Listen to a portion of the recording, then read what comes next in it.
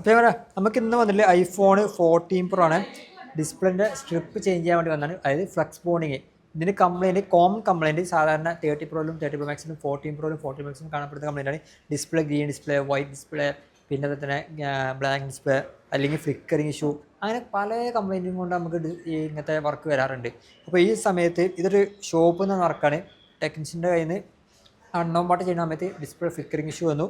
അങ്ങനെ നമ്മളത്തേക്ക് ഈ ഡിസ്പ്ലേ അയച്ചു. നമ്മളത് ഫ്ലക്സ് ബോണ്ട് ചെയ്തിട്ട് റെഡി ആക്കിയിട്ടുണ്ട്. ഇപ്പോൾ ഡിസ്പ്ലേ ടച്ചും കാര്യങ്ങളൊക്കെ വർക്കിംഗ് ആണ്, കണ്ടില്ലേ, ഫുൾ ഓക്കെയാണ്.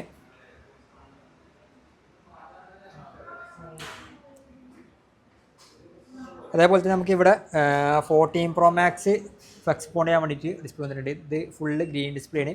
അതേപോലെ തന്നെ 13 Pro Max യെല്ലോ ഡിസ്പ്ലേ ആയിട്ട് വന്നിട്ടുണ്ട്. ഇവിടെ ജമ്പറിങ്ങൊക്കെ ഓൾറെഡി വരുന്നു, ട്രൈ ചെയ്ത് നോക്കിയിട്ടുണ്ട്. വേറെ ഷോപ്പിൽ നിന്നൊക്കെ റിപ്പയർ ചെയ്യാൻ നോക്കിയിട്ടുണ്ട്, പക്ഷേ റെഡി ആയിട്ടില്ല. അപ്പോൾ ഇത് നമുക്ക് ഫ്ലക്സ് ബോണ്ട് ചെയ്യാം, അതിന് വേണ്ടിയിട്ട് ഇവിടെ മാറ്റി വെച്ചിട്ടുണ്ട്.